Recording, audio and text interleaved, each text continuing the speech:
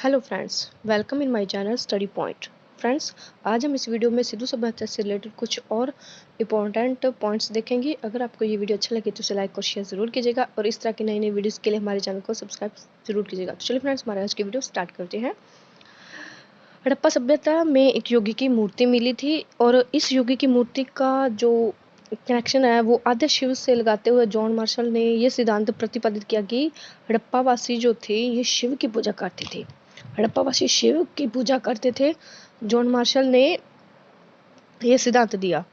और सिंधु सभ्यता के अंदर व्यापार जो था ये वस्तु विनिमय द्वारा होता, यानी कि मुद्रा द्वारा नहीं होता था, वस्तु विनिमय द्वारा, यानी कि वस्तु के आदान प्रदान से होता था।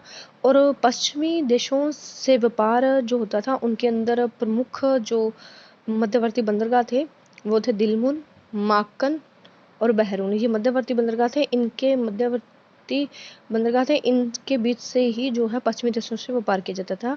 और हड़प्पा सभ्यता की मुख्य जो खदानी फसलें हैं वो गेहूं और जौ थे।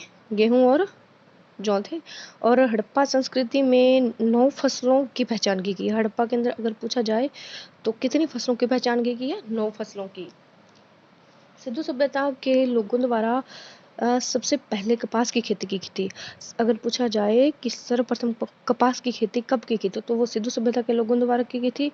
कपास को यूनानी भाषा में जो है सिंडोन कहा जाता है। यूनानी भाषा के अंदर कपास को सिंडोन कहा जाता है। कालीबंगा और मोहनजोदड़ो से हमें कपास की खेती के प्रमाण मिलते हैं। कालीबंगा यानी कि काली मिट्टी में ही कपास उगता है। कालीबंगा और मोहनजोदड़ो से हमें कपास की खेती के प्रमाण मिलते हैं। और एक बात और याद रखना, कालीबंगा जो है ये सबसे दीनहीन बस्ती थी। सिंधु सभ्यता के लोग जो हैं चावल, दालें और बाजरे से परिचित नहीं थे। सिंधु सभ्यता के अंदर लोग जो थे ये चावल, दालें और बाजरे से परिचित नहीं थे। नेक्स्ट देखेंगे फ्रेंड्स, सिंधु सभ्यता की देन कि सिंधु सभ्यता ने हमें क्या कुछ दिया।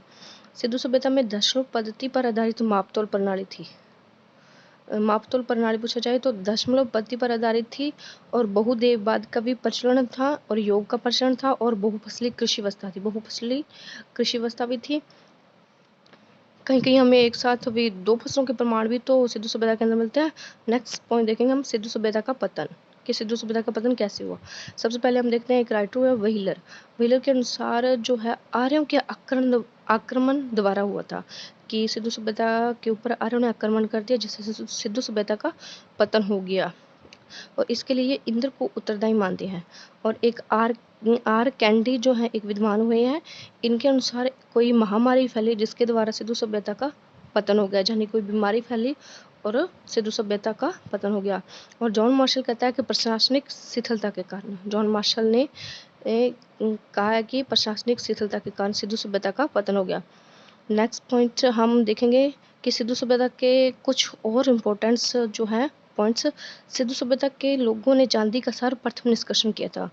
अगर पूछा जाए एग्जाम में कि सिंधु सभ्यता के लोगों ने सर्वप्रथम निष्कर्षण किसका किया तो चांदी का। कांसल या कुणाल, ये हरियाणा से चांदी के 2 मुकुट भी मिले हैं।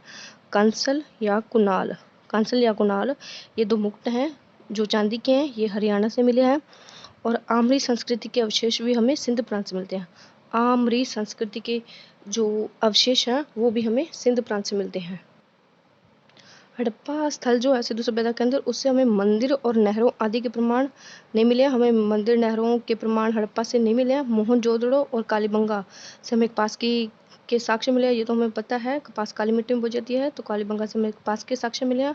और लोथल और रंगपुर से चावल, ये भी हमें पता है कि चावल जो है रंग बिरंगे ही अच्छे लगते हैं, तो लोथल और रंगपुर से हमें चावल मिले हैं। यानी कि लोथल थाल में भोग लगा लो, चावल और बाजरे का लोथल से हमें चावल और बाजरे के साक्ष्य भी मिले हैं। नेक्स्ट देखेंगे कालीबंगा लोथल बनवाली से अग्निकुंड भी मिले हैं। कालीबंगा लोथल और बनवाली से हमें अग्निकुंड का प्रमाण भी मिलते हैं। और कालीबंगा और मोहनजोदड़ो से वृषभ की मूर्ति भी मिली है। कालीबंगा मोहनजोदड़ो से वृषभ की मूर्ति मिलती है। सिंधु सभ्यता में मिस्र और सुमेरियन सभ्यता के समान अन्नागार भी मिले हैं। सिंधु सभ्यता में एक कतार में अन्नागार भी हमें मिले हैं। और मुंडगाक और सुतगोई ये अफगानिस्तान में खोजे गए हड़प्पा स्थल थे। अफगानिस्तान के अंदर खोजे गए हड़प्पा स्थल पूछा जाए तो मुंडगाक और सुतगोई है। ऐसी सभ्यता जिसमें लिखने की कला नहीं थी। सिंधु सभ्यता जो है एक ऐसी सभ्यता थी जिसके अंदर लिखने की कला नहीं थी, ये प्राक सभ्यता कहलाती थी।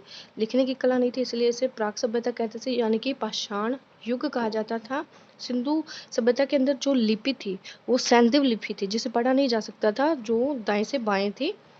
और सिंधु सभ्यता की सबसे प्राचीन जो बस्ती पूछा जाए तो मेहरगढ़ पाकिस्तान में। सिंधु सभ्यता की सबसे प्राचीन बस्ती पूछा जाए तो मेहरगढ़ पाकिस्तान है। मेहरगढ़ से हमें कृषि के जो है वो प्राचीनतम साक्ष्य मिलते हैं। मेहरगढ़ पाकिस्तान से हमें प्राचीनतम साक्ष्य मिलते हैं। मेहरगढ़ पाकिस्तान जो है सबसे प्राचीन बस्ती है और सबसे प्राचीनतम कृषि के साक्ष्य जो है वो भी हमें मेहरगढ़ पाकिस्तान से मिलते हैं। तो ये रहा फ्रेंड्स हमारा आज का छोटा सा वीडियो। तो फ्रेंड्स अगर आपको ये वीडियो अच्छा लगे तो उसे लाइक और शेयर ज़रूर कीजिएगा। Thank you.